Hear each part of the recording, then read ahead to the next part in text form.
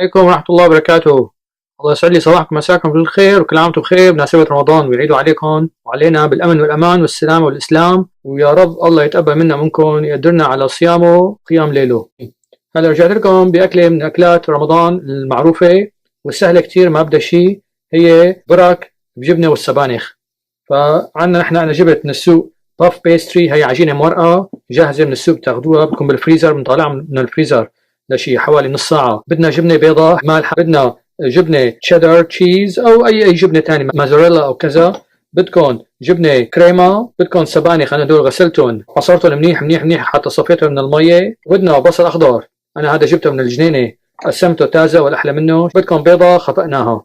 هلا بنبدأ على بركة الله، قولوا بسم الله وصلوا على النبي. هلا خلطنا كل شيء ما عدا البيضة، طبعا خليناها على جنب البيضة مشان هي الدهن. فردتها مثل ما شايفين هالعجينة، هي بنساويها مربعات، شايفين شلون؟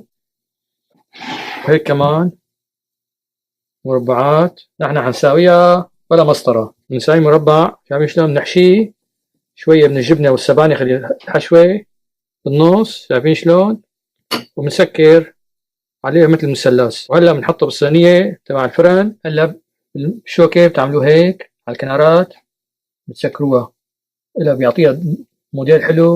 هاي واحدة تانية سويناها كمان، وهي آخر واحدة حنساويها. شايفين بندهنها هيك. هاي البيضة خفقتها مع معلقة مي، بدكم مع معلقة حليب كمان بيصير. هلا بنحط عليها هون شوية سمسم وحبة بركة.